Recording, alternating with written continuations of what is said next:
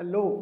मैं आज आप लोगों को बताने जा रहा हूँ कॉम्पैरेटिव बैलेंस शीट कैसे प्रिपेयर करते हैं। कॉम्पैरेटिव बैलेंस शीट मैंने प्रीवियस वीडियो में बताया था कि comparative statement of profit and loss कैसे फाइंड करते हैं।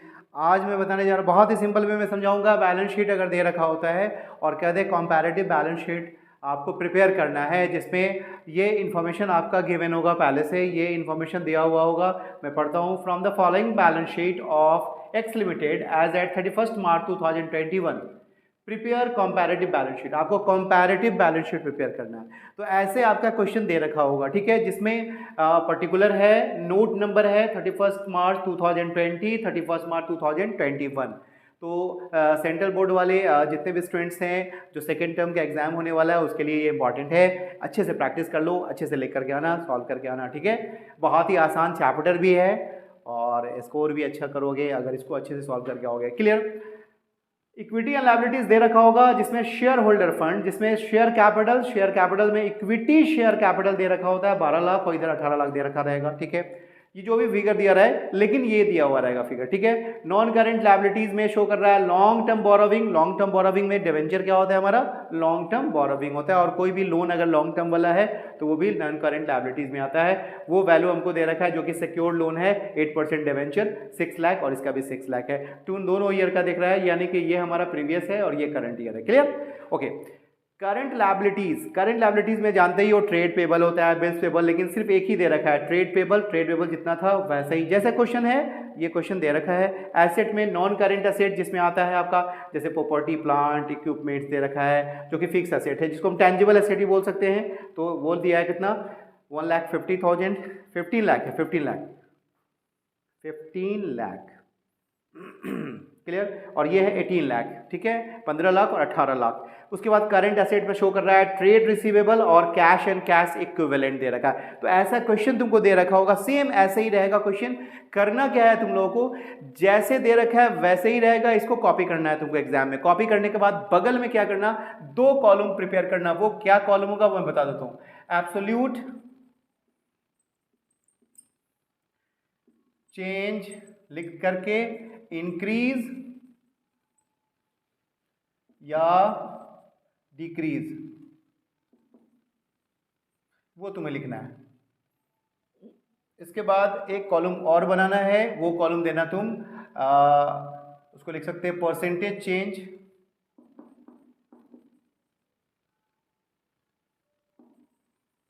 इंक्रीज या डिक्रीज। तुमने क्या देखा कि सबसे पहले क्या किया मैंने, जैसे क्वेश्चन था वैसे ही क्वेश्चन को कॉपी कर लेना है। थोड़ा सा मॉडिफिकेशन क्या करना होता है कभी कभी, जैसे शेयर होल्डर फंड है, सिर्फ शेयर कैपिटल दे रखा होगा तो इक्विटी शेयर कैपिटल यहाँ पे करना है। जैसे यहाँ पे सिर्फ देख रखा हो लॉन्ग नॉन करेंट लायबिलिटीज, जिसमें लॉन्ग टर्म बोरोविंग दे रखा है। अगर तुमको करना है तो सिक्योर्ड लोन लिख सकते हो, या जैसे दे रखा है वैसे ही कर लो, ठीक है। उसके बाद क्या करना, तुम उसको इंक्रीज और डिक्रीज में कन्वर्ट। जैसे मान लो 12 लाख है और 18 लाख है, तो ये इंक्रीज कर रहा है ना, 2020 में ये 12 लाख था और ये 1,80,000 है, तो कितना का इंक्रीमेंट, 6 लाख का इंक्रीमेंट हो रहा है कि नहीं हो रहा है, ये इंक्रीज कर रहा है, 6 लाख इधर दिखा दे रहा है, चाहे वो इंक्रीज हो चाहे वो डिक्रीज हो। फिर देखो इसमें नो चेंजेस, कुछ भी नहीं है, छोड़ देना इसको। 3 लाख और 6 लाख, इसमें भी इंक्रीज हो रहा है, कितना का, 3 लाख का, वो यहाँ पे वैल्यू पुट कर देना। क्लियर। इसके बाद कोई वर्किंग करते हो ना, वर्किंग कुछ करते हो तो यहाँ नोट नंबर लिख सकते हो, ब्लैंक रहेगा, कोई दिक्कत नहीं है। उसके बाद क्या है, 15 लाख और ये 18 लाख है, तो 15 और 18 कितना का फर्क हो रहा है, 3 लाख का, तो यहाँ पे 3 लाख पुट कर देना। ये लायबिलिटी का हो गया, अलग कर देता हूँ इसको, इसको ऐड कर सकते हो यहाँ पे, तो ये कितना हो जाएगा, 9 लाख सॉरी, ठीक है। इसका कितना हो रहा है मेरा, 5 लाख और ये, तो ये 4 लाख, 5 लाख है और ये 10 लाख है।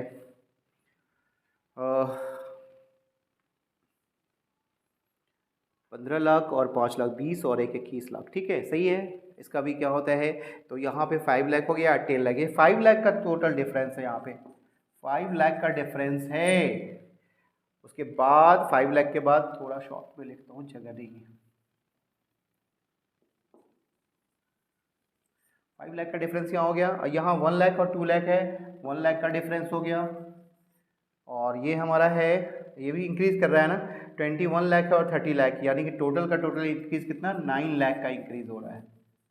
यहाँ पे इसको टोटल कर सकते हैं यहाँ पे, ठीक है।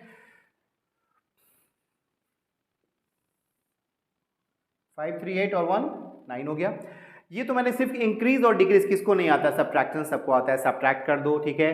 तो ये इंक्रीमेंट है, इसमें भी इंक्रीमेंट है, सब में इंक्रीमेंट ही है। अब यहाँ तुमको करना क्या है, परसेंटेज निकालना है। परसेंटेज कैसे फाइंड करोगे, वो देखो, ये जो हमारा 6 लाख है ना, 6 लाख फॉर्मूला मैंने बता दिया था। फॉर्मूला क्या होता है, इंक्रीज हो या डिक्रीज हो into 100 divided base year. Base year का जो वैल्यू दिया रहेगा वो पुट करना है, ठीक है।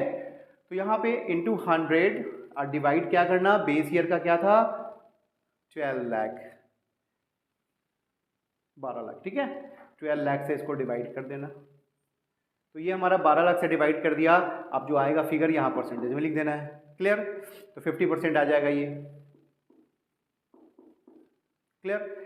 इसके बाद फिर से देखो, यहाँ इसका तो नील हो गया, कुछ नहीं कर, यहाँ 3 लाख है, तो 3 लाख जो इंक्रीज और डिक्रीज हो रहा है वो वैल्यू और इंटू 100 और डिवाइडेड क्या कर देना, बेस ईयर कितना है इसका 3 लाख,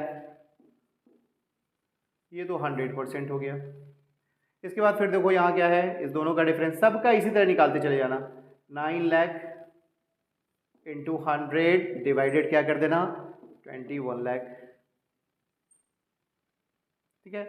अब इसको क्या करो तुम, इसको सॉल्व करके जो परसेंटेज होगा वो लिख देना, ठीक है। जैसे इसी तरह जितने भी हैं टोटल, इसका परसेंटेज, इसका परसेंटेज, इसका परसेंटेज, सबका परसेंटेज निकालते चले जाओगे। ये बहुत ही आसान है बैलेंस शीट बनाना। एग्जाम में अगर ऐसा क्वेश्चन आता है तो बस सबसे पहला स्टेप क्या रखना, जैसे क्वेश्चन नोट करना है, फटाफट नोट करके बगल में 2 कॉलम देना। इसका आंसर सब मैं देख लूँ, पहला 50% है, दूसरा 100% है, तीसरा फाइंड करते हैं।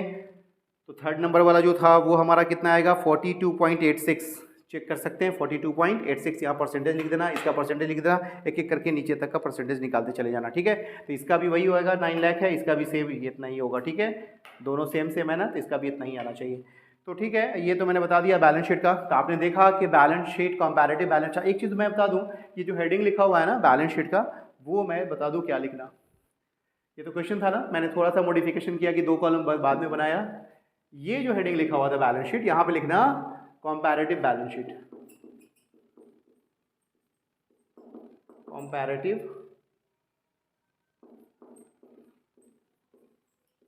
Balance sheet. लेकिन डेट क्या लिखना 31 मार्च, क्वेश्चन में दे रखा है 31 मार्च 2020 एंड 2021, ये दोनों लिखना होगा तुम्हें, ठीक है।